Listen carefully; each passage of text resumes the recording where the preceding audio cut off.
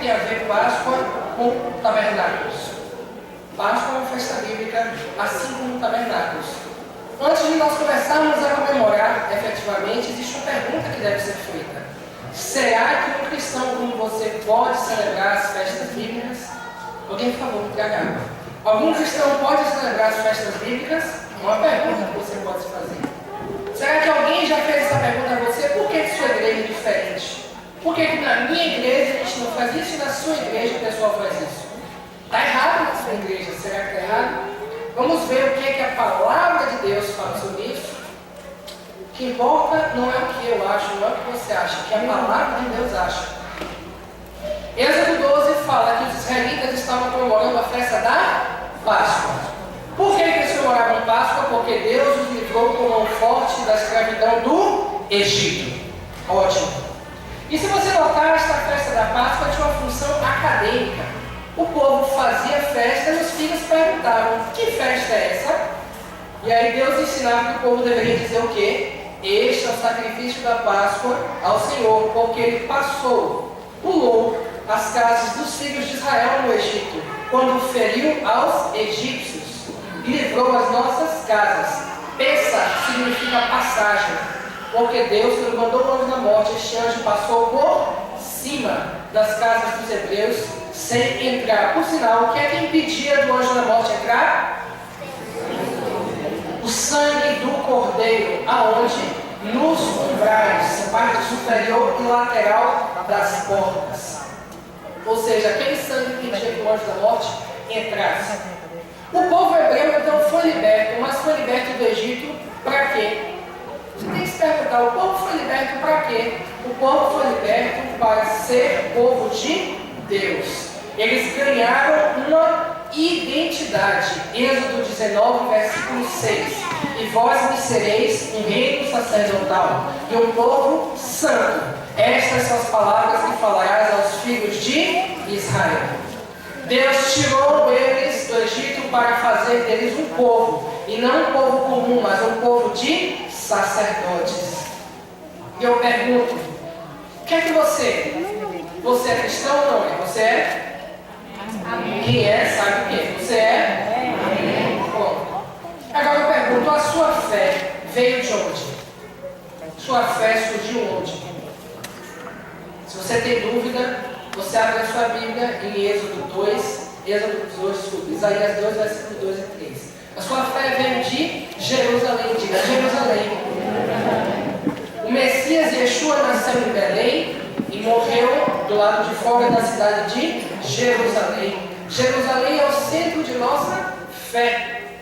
Nossa fé vem de Jerusalém. Nossa fé não vem de Miami. Nossa fé não vem de Lisboa. Nossa fé não vem de Hong Kong. Nossa fé não vem de Chicago. Não vem de Washington. Não vem de Brasília. Nossa fé vem de Jerusalém. Por sinal, quando Yeshua voltar, ele vai voltar para que lugar primeiro?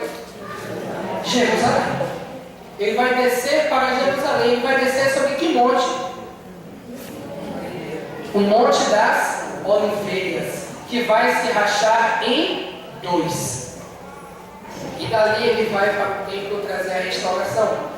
Então o povo fazia a comemoração da festa da Páscoa. Felipe, as duas luzes lá, por favor.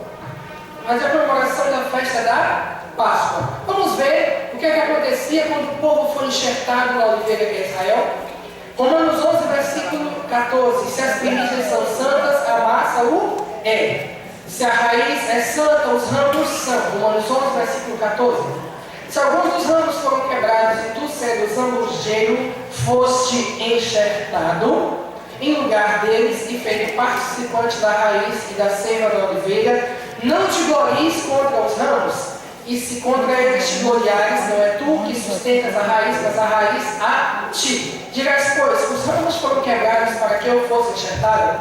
Está bem, pela sua incredulidade foram quebrados. E tu que estás em pé, estás pela fé. Não te soberbeças, não tenha orgulho, mas tem, porque se Deus não poupou os ramos naturais, teme que não te poupe a ti também, Considera, pois, a bondade e a severidade de Deus.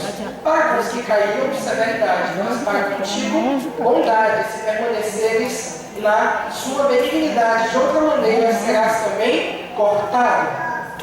E se eles não permanecerem na incredulidade, serão enxertados, porque poderoso é Deus para tornar a enxertar. Porque se tu fostes cortado do natural, um sambujeiro, oliveira brava, e contra a natureza fosse enxertado na boa oliveira, quanto mais estes, que são naturais, não serão enxertados na sua própria oliveira. Está no meu pendrive. Está no pendrive. Então, Paulo fala aqui que antes de Yeshua, quem era o povo de Deus? Quem era? Fale mais alto. Exatamente.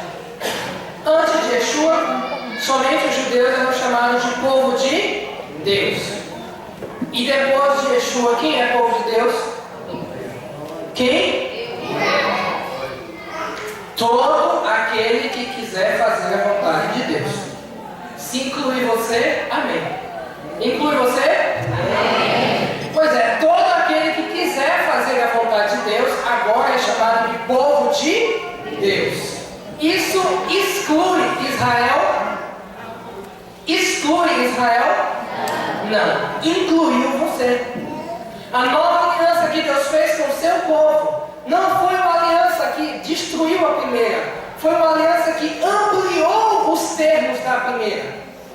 Deus fez uma nova aliança. Na primeira aliança só estava incluído o povo de Israel. Na segunda aliança, que é a nova aliança, o Novo Testamento, ele fez o que? Ele ampliou. Ele não tirou uma coisa para colocar outra. Ele aumentou a sua família. Ele incluiu você também como família de Deus. Diga amém. Amém. Mas eu pergunto, onde está a raiz desta árvore que você foi enxertado? Diga aí, Jerusalém. A raiz da árvore que você foi enxertado está em Jerusalém. A raiz da sua fé está em Jerusalém. Por isso, você foi enxertado na boa oliveira. E esta boa oliveira é a que oliveira? Israel, que flui as promessas de Deus. Agora, uma coisa. Vamos analisar uma coisa chamada princípio da representatividade. Funciona assim. Toda vez que uma pessoa envia outra, aquele que foi enviado representa em plenos poderes aquele que o enviou. Vou dar um exemplo. Se a rainha da Inglaterra envia um diplomata para um país, aquele diplomata representa quem? Pronto, representa a rainha. Se tratarem mal do diplomata, estão tratando mal quem? Pronto. Aquilo que o diplomata fala representa quem? Pronto, então vocês já entenderam o princípio da representatividade. Todo aquele que é enviado representa plenamente aquele que o enviou. Perfeito, então vamos lá. Lá em 1 Samuel 25, versículo 5. 1 Samuel 25, versículo 5. Pode voltar. Pode voltar. Passe. 1 Samuel 25, versículo 5 diz assim: enviou Davi 10 homens e disse aos moços: subi ao Carmelo e vão até Nabal e perguntai-lhe em meu nome como ele está. Davi disse: perguntem em meu nome. Significa o quê? Perguntem usando a autoridade que eu dei. Perguntem em meu lugar. Ele está dizendo: vocês 10 vão lá e vão me representar. Por isso Davi mandou pessoas para o representar. Isso funciona na Bíblia toda. Mateus 18, versículo 5. Qualquer que receber em meu nome um menino tal como este, a mim recebe. Disse Yeshua. Até uma criança pode representar Yeshua quando é enviada por ele. Marcos 9,37. Qualquer que receber um destes meninos em meu nome, a mim recebe. E qualquer que a mim recebe, recebe não a mim, mas aquele que me enviou. Toda vez que Yeshua manda um discípulo, se você recebe as palavras do discípulo, você recebe as palavras de quem? De Yeshua. E Yeshua está aqui na terra representando quem? Fala mais alto. Por isso que ele foi chamado de Immanuel. Immanuel, entre nós, é Deus. Deus entre nós. Deus conosco. Por quê? Porque ele representava Deus em toda a sua totalidade para nós. Ele foi o diplomata de Deus para a terra. Ou seja, as palavras dele representam em totalidade as palavras de quem? De Deus. E as palavras daqueles que Yeshua enviou representam as palavras de quem? Representam as palavras de quem? De Deus. Vamos ver, bem simples. João 14, versículo 13. Pode passar até chegar em João. João 14, versículo 13. E tudo quanto pedirdes em meu nome, eu farei, para que o Pai seja glorificado. Em meu nome significa através de minha autoridade. Mas aquele Consolador, o Espírito Santo, que o Pai enviará em meu nome, ou seja, através de minha autoridade, esse vos ensinará todas as coisas e vos fará lembrar tudo que eu vos tenho dito. Pode passar, Felipe, 5 slides. E quando já era dia, canta amarelo. E quando já era dia, chamou a si os seus discípulos e escolheu 12 deles, a quem também deu o nome de apóstolos, que significa enviados. Simão, ao qual também chamou Pedro e André, seu irmão, Tiago, João, Filipe, Bartolomeu, Mateus e Tomé, Tiago, filho de Alfeu, e Simão, chamado Zelote, e Judas, irmão de Tiago, e Judas Iscariotes, que foi o traidor. Ele escolheu 12 discípulos. Ele tinha milhares de discípulos. Dentre os milhares, ele tinha 70 que eram mais próximos. Dentre os 70, ele chamou 12. E dentre os 12, ele tinha quantos que eram bem próximos? Quantos? 3. Diga 3. Pedro, Tiago e João. Se você ficar na dúvida, você lembra. Pedro, Tiago e João, Marquinhos. Pedro, Tiago e João. Já sabe quem é? Quem eram os discípulos mais próximos? Pedro, Tiago e João. Pronto. Pedro, Tiago e João e o Marquinhos. Eles eram os mais próximos. Eles eram os mais próximos dentre os 12. Esses 12 eram chamados de apóstolos. Por quê? Apóstolo em grego é apóstoloi, que em hebraico é shaliach, que significa enviado. Ou seja, eram os 12 enviados por Yeshua, aqueles 12 que ele deu autoridade para representá-lo na terra. Por quê? Porque um dia ele iria partir para o Pai e ele deixaria na terra seus 12 representantes. Portanto, ele falou bem claro em Mateus 18, versículo 18, pode passar. Em verdade eu vos digo, tudo que ligares na terra será ligado no céu, e tudo que desligares na terra será desligado no céu. Por quê? Porque os Sharia, apóstolos enviados, representavam Yeshua, que representava Deus. Portanto, tudo que eles ligassem na terra seria ligado onde? Nos céus. Ou seja, Deus conhece e respeita o princípio da representatividade. Paulo foi o 13º apóstolo de Yeshua, convocado por ele mesmo quando estava a caminho de Damasco. Saulo estava a caminho de Damasco quando caiu do seu camelo, um bicho alto pra caramba, um bicho que tem quase 12 metros de altura, no mínimo. E Paulo estava lá, a quase 3 metros de altura do chão, quando ele cai do camelo e fica cego. E quem é que fala com ele nesse meio tempo? O próprio Yeshua. Paulo, Paulo, por que me persegues? E a partir daquele momento Paulo se converteu, se tornou um apóstolo, se tornou também um enviado. Romanos 1, verso 1 fala assim: Paulo, servo de Jesus Cristo, chamado para apóstolo, separado pelo Evangelho, de Deus. Ele, este apóstolo, deu algumas recomendações. Então, se ele era um apóstolo de Yeshua, ele representava quem? Yeshua. Yeshua representava quem? Deus. Vamos ver quais são as recomendações que ele dá? Alipai-vos, pois, do fermento velho, para que sejais uma nova massa. Assim como estáis sem fermento, porque Cristo, nossa Páscoa, foi sacrificado por nós. Façamos isso, façamos a festa, não com o fermento velho, nem com o fermento da maldade e da malícia, mas com os ázimos da sinceridade e da verdade. Se eu me lembro bem, essa carta é Coríntios. Eu esqueci de colocar o livro, mas eu me lembro bem, é Coríntios. Ou seja, Paulo não estava falando com judeus. Mas se você notar, ele fala, façamos a festa.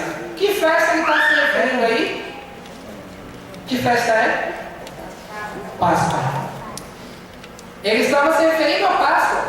Mas se você for lá para Êxodo 12, você vai ver que todo aquele que era chamado de incircunciso não poderia celebrar a Páscoa.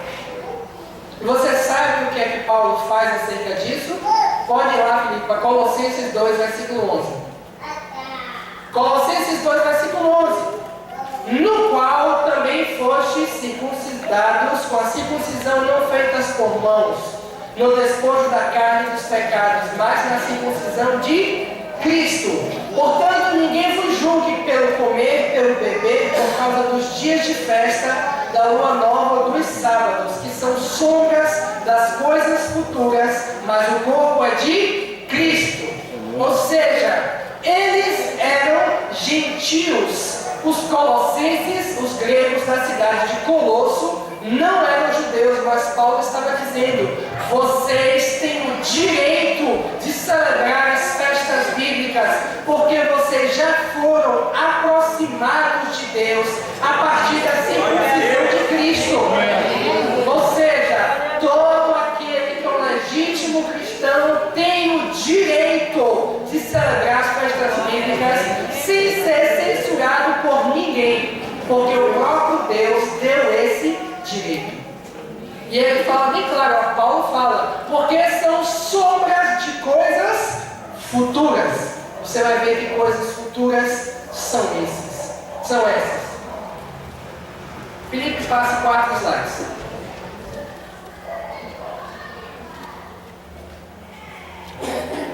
Volte mais um. Pronto. Falou o Senhor aos filhos de Israel: dize-lhes as solenidades do Senhor que convocareis, serão santas convocações. Estas são as minhas solenidades. Quem é que falou isso no versículo 1? Deus. Deus disse: estas são as minhas solenidades, estas são as minhas festas. Isso aqui que nós estamos comemorando não foi uma festa inventada por Paulo, não foi uma festa inventada por Pedro, não foi uma festa inventada pela Igreja Católica, não foi uma festa inventada por Yeshua, não foi uma festa inventada por ninguém. Deus fala: estas são as minhas festas. Então nós estamos comemorando uma das festas de quem? De Deus. Porque Deus disse que as festas são dele. Nós somos os convidados da festa dele. E eu pergunto, quem aqui não gostaria de ser convidado para uma festa de Deus? Você gostaria? Pois é, você já está em uma festa de Deus. Porque Deus disse: estas são as minhas festas. Vamos ver quais são as festas de Deus. Primeira festa, pode passar, Shabat. 6 dias trabalharás, mas no 7º dia é descanso do Senhor. É um descanso para o Senhor. Não é um descanso para você aproveitar, é para você engrandecer o nome do Senhor. O dia é para você exaltar o nome do Senhor. Você vai descansar e você vai exaltar o nome do Senhor. Tem pessoas que trabalham de domingo a domingo, vão prosperar quando? Nunca! Nunca vão prosperar. Todo aquele que trabalha todos os dias nunca vai prosperar. Por quê? Porque Deus disse que um dia você tem que parar e descansar para glorificar o nome dele. Sabe por quê? Porque quando você para e descansa, você vai provar uma coisa bem simples. Eu vou mostrar. Se você for ver, quantos judeus existem no mundo?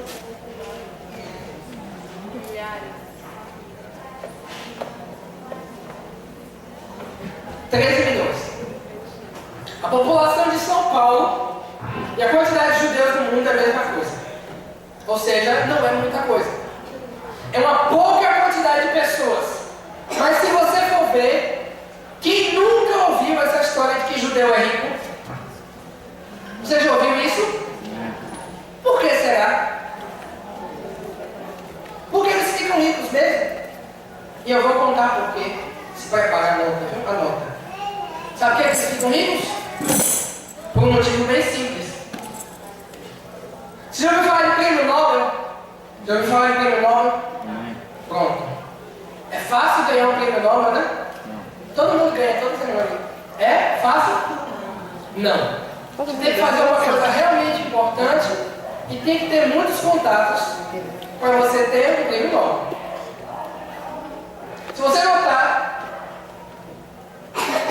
quando você não tem contato nenhum, você tem que ter feito uma coisa realmente importante. Einstein não conhecia ninguém lá dentro e ele teve que lançar 2 teorias da relatividade para ganhar um prêmio Nobel. Agora eu vou te contar uma coisa.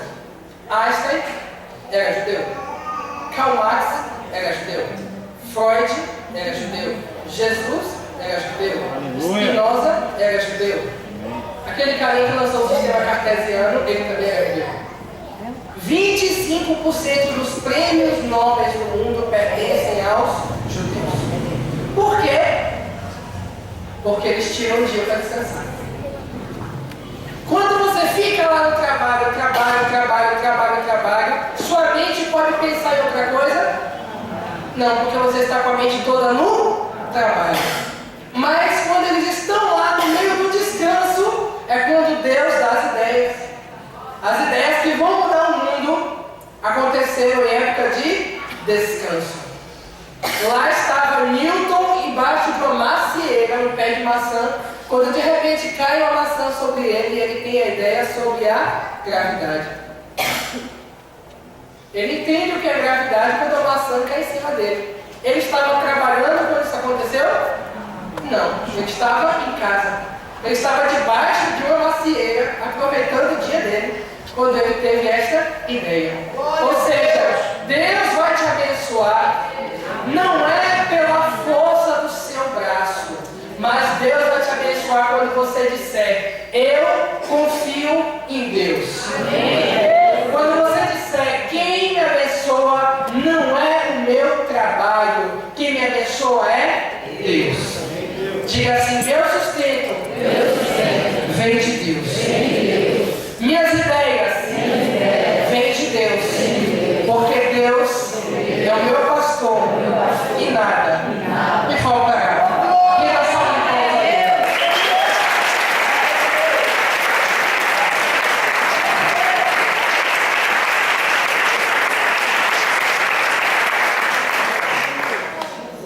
A segunda festa era Pesach mais Matzot mais Bikurim. Páscoa mais festa dos pães asmos mais festa das primícias. Está lá em Levítico 23, versículo 4.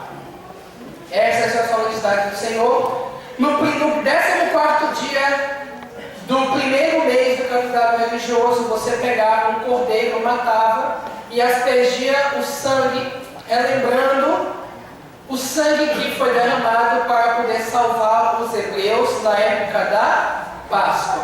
Antes disso, você deveria ter tirado o fermento da sua casa. Você ia passar uma semana comendo pão sem fermento. E você, nessa mesma época, também levaria suas primícias para Deus. Ou seja, isso está ensinando que você é salvo através do sangue do cordeiro. Isso ensina que você deve ter uma vida sem o fermento do pecado. Isso ensina que você deve entregar as suas primícias a Deus. Amém. Diga amém. Amém. Queridos, uma coisa que o apóstolo René ensina é que aquele que crê se expressa. Aleluia. Se eu falo de uma bênção, você fica amém. Amém. Amém. Você vai receber o quê? Nada. Por quê? Porque nem ânimo de pegar a sua bênção você tem. Mas se uma pessoa fala uma palavra de bênção, você diz amém. Você está o quê? Recebendo. Eu só não estou podendo gritar porque eu estou louco. Acho que você já notou isso. Mas eu acho que eu estou lançando palavras de bênção. Você está sentindo isso? Aleluia! Então eu queria ouvir o seu amém. Amém! Mais alto. Amém! Mais alto. Amém! Perfeito. Ó, já está ótimo para você pegar essa bênção. Próxima festa, você contava 50 dias e era a festa de Shavuot. Diga, Shavuot. Shavuot é o plural de Shavua. Shavua significa semanas. Diga para o teu irmão, Shavuot. Você acabou de dizer boa semana para ele. Você acabou de dizer boa semana. Shavuot significa o plural de Shavua, festa das semanas. Que eles contavam 7 semanas. Quantos dias tem uma semana? 10. Ou seja, 7 grupos de 7 dias. E um dia depois acontecia Shavuot, que era a festa de Pentecostes. Quanto é 7 vezes 7? 49. Mais 1, 50. Dividido por 10, 5. Ou seja, Shavuot, que é a festa das semanas, era Pentecostes. Por como é 5 em grego? Penta. Diga comigo, penta. Penta. Então pronto. Pentecostes. 5 grupos de 10 dias. Era o tempo que eles contavam para a festa de Pentecostes, que era a festa de quê? Na primeira Pentecostes foi quando Deus deu a palavra, e no segundo Pentecostes foi quando Deus deu o seu Espírito Santo. Próxima festa, Rosh Hashanah. Quando chegava o sétimo dia, no primeiro dia do sétimo mês, eles começavam o ano novo. Peraí, o ano começa no sétimo mês? O ano começa no sétimo mês. Mas por quê? Porque 7 é o número da perfeição, que representa as coisas de Deus. Então, no primeiro dia do sétimo mês é o ano novo. Quando o povo comemorava tocando o shofar e declarando que naquele dia Deus se tornaria o rei deles para mais um ano. Próxima festa seria no 10º dia do sétimo mês, no Yom Kippur, onde o povo era julgado por Deus e se tivesse se arrependido, teria seus pecados perdoados. E toda vez que o povo era perdoado por Deus no Yom Kippur, 5 dias depois, no 15º dia do sétimo mês, acontecia a festa de Sukkot. Diga comigo, Sukkot. Tabernáculos. É esta festa que nós estamos comemorando, a festa de tabernáculos, onde o povo fazia o que o povo esperava, que Deus mandasse a chuva. Porque quando o povo se arrependia no Yom Kippur, Deus mandava a chuva em tabernáculos. Diga amém. Amém. Pode passar comigo. Pronto, agora sobe comigo. Você tem aí 52 Shabbats no ano. O seu ano tem 54 semanas. Mas um Shabbat está incluído na Páscoa e outro Shabbat já está incluído em Sukkot. 52 Shabbats, mais 7 dias de Pesa, mais um dia de Shavuot, um dia de Rosh Hashanah, um dia de Yom Kippur, 7 dias de Sukkot e um dia de Semini Atzeret, que é o último dia da festa, que é o Simchat Torah. Soma quantos dias? 70. Diga, 7 vezes 10. 70. Vamos ver qual é o mistério que Deus tem com o número 70. Pode passar. Gênesis 46, 27. Os filhos de José que nasceram no Egito eram 2 almas. Todas as almas da casa de Jacó que vieram ao Egito eram 70. 70 pessoas desceram para o Egito. E vieram ali, e ali havia 12 fontes de águas e 70 palmeiras. Palmeira significa cobertura. Havia 70 coberturas. E ali eles se acamparam junto às águas. Êxodo 24, versículo 1. Disse o Senhor a Moisés: sobe ao Senhor tu, Arão, Nadab e Abiú, e 70 anciãos de Israel, e adorai de longe. E subiram Moisés, Arão, Nadab e Abiú, e 70 anciãos. Número 7, versículo 25. A sua oferta foi um prato de prata do peso de 130 ciclos, e um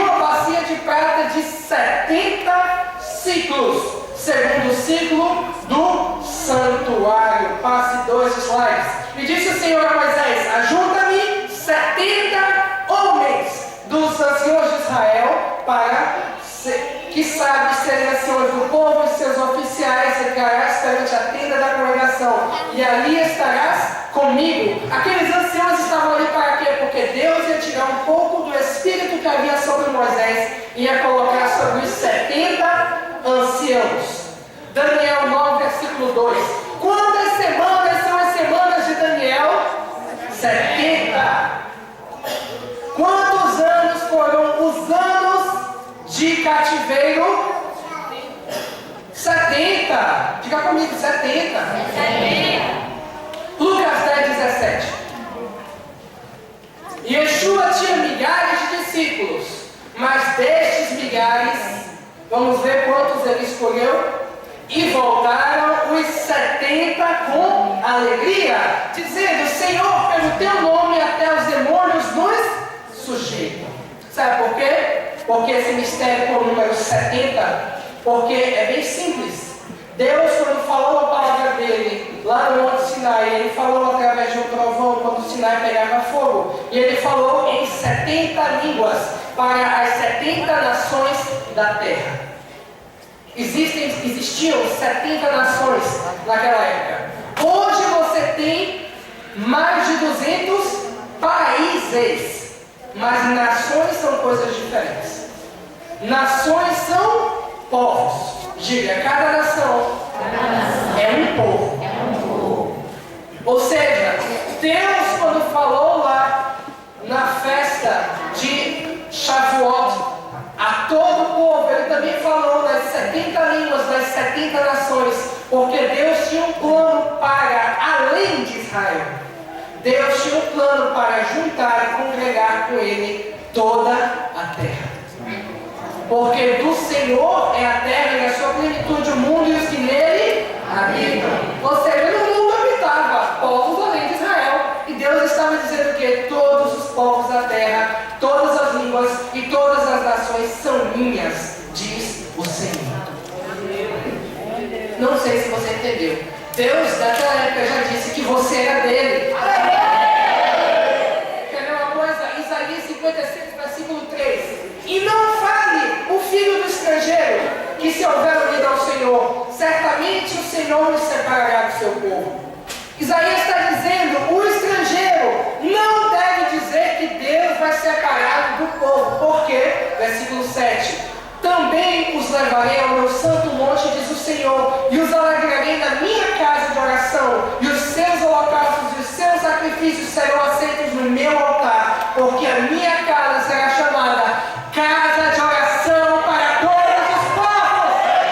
Deus estava dizendo que você já estava incluído na promessa e na aliança. No versículo 8: ainda ajuntarei outros aos que já foram ajuntados. Qual era o povo que tinha sido ajuntado naquela época? Israel. E Deus estava dizendo: eu ainda ajuntarei outros povos além de Israel, para ser o meu povo. Ou seja, tabernáculos é a festa de todas as nações.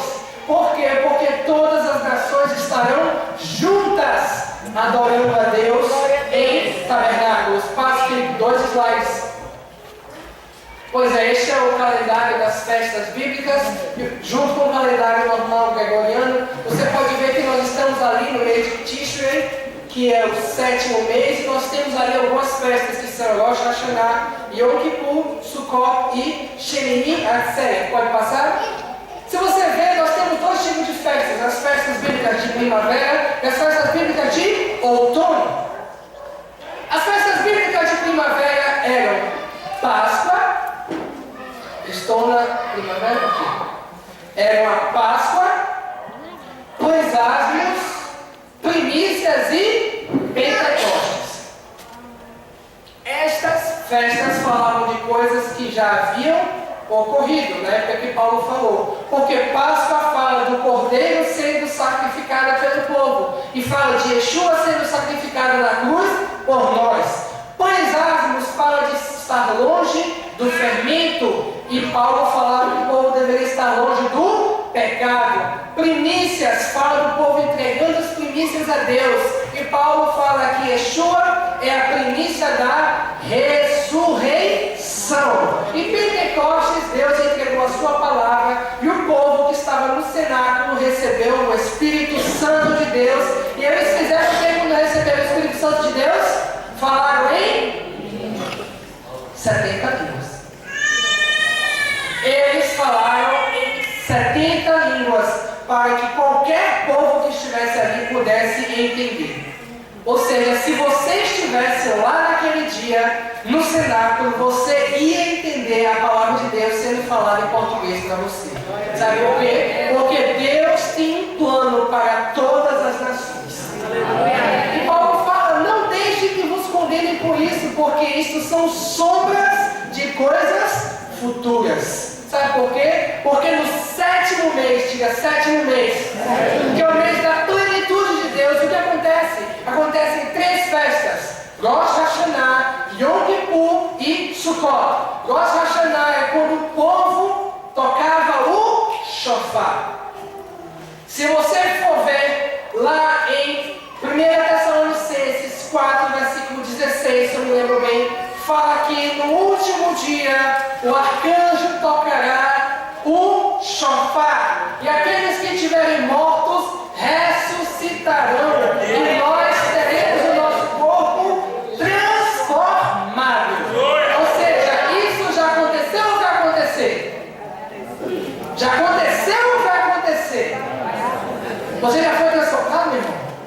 Então vai acontecer, são sombras de coisas futuras. Próxima festa, Yom Kippur, dia do julgamento, dia do perdão, é quando todos, ricos e pobres, grandes e pequenos, vão comparecer perante o trono de Deus para serem julgados perante o grande trono branco.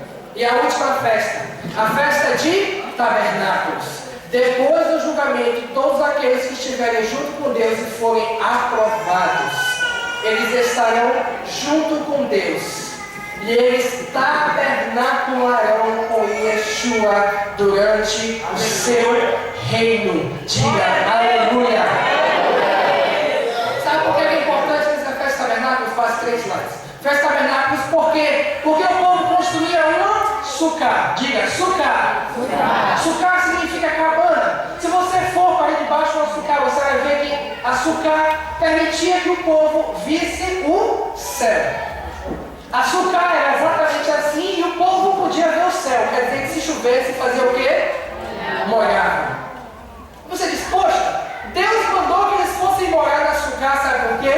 Porque nessa época da sucá os celeiros estavam cheios. Você pode ver ali, ó, ali no canto.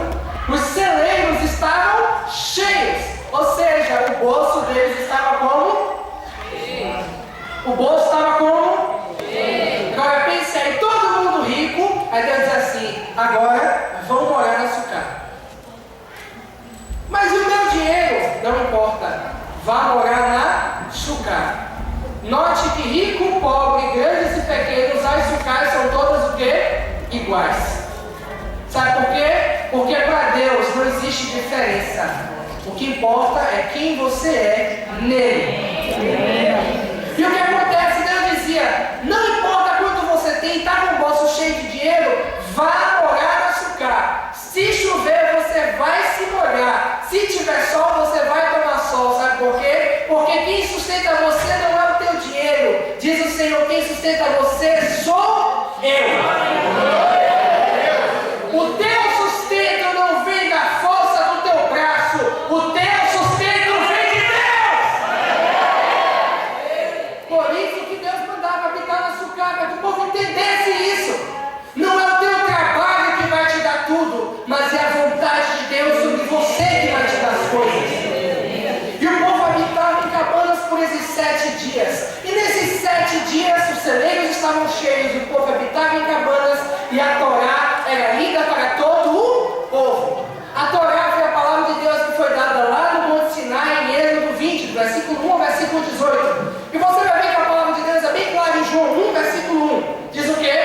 No princípio era o Verbo, Logos, palavra. E a palavra estava com Deus. E a palavra era Deus.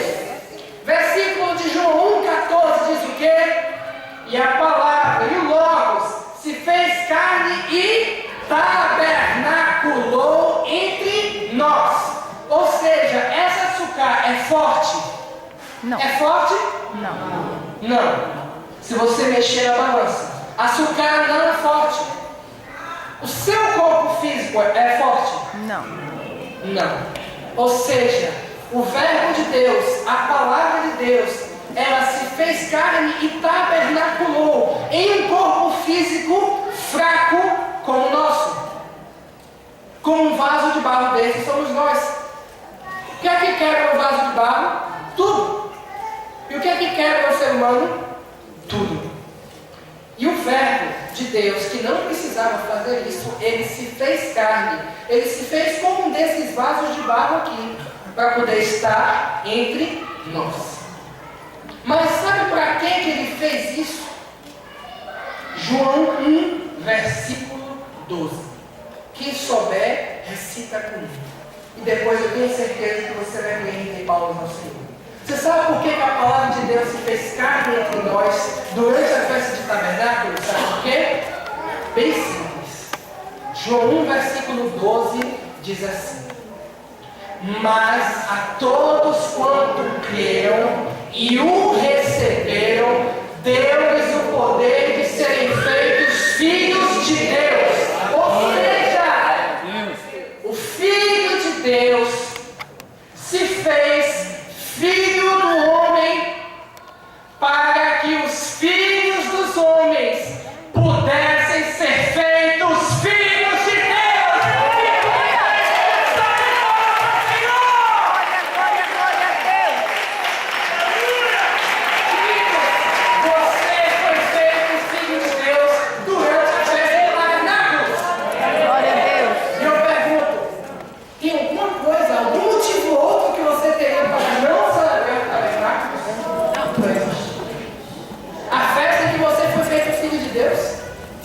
Então agora eu queria fazer uma coisa com você.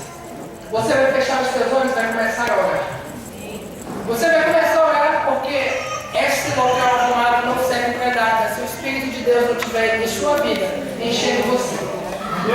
Você vai orar agora porque o Espírito Santo de Deus que está dentro de você vai encher esse local junto com o Espírito Santo de Deus que está no teu irmão. E eu tenho certeza que ninguém vai sair daqui igual.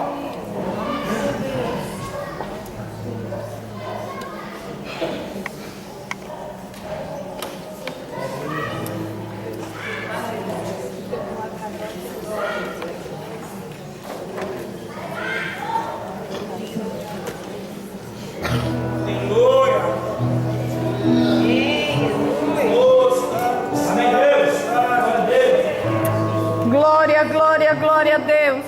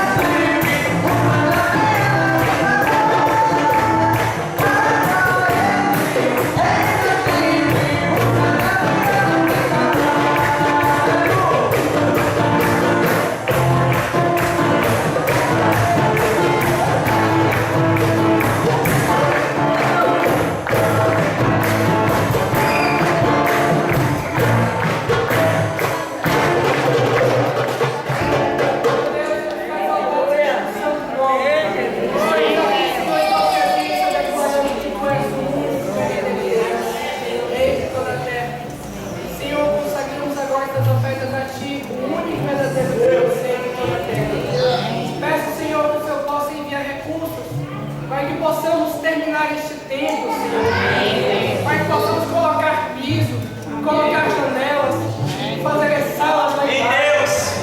Comprar um microfone novo. Amém, Senhor. Obrigado por tudo, Senhor. Em nome de Jesus, te agradeço. Em nome de Yeshua, Messias. Amém. Senhor, agradeço evidentemente. Nós ainda teremos um ato profético da parte de Deus para você. Vamos fazer agora um ato profético. E a Bíblia diz que a farinha na sua assadeira não faltará. Glória a Deus. E o que é que você vai fazer agora? Se alguém está ajudando. Você vai sair do seu lugar e vai pegar esse ato profético, vai levar para a sua casa. E certamente o Senhor vai lhe dar, não somente hoje nem amanhã, mas todo ano na sua casa vai ser de uma boa provisão, a casa farta, a cozinha cheia, você poderá levar os seus amigos, seus parentes, seus irmãos para almoçarem, jantarem, passar um bom fim de semana na sua casa. Por quê? Porque a provisão do Senhor chega à tua casa. Se você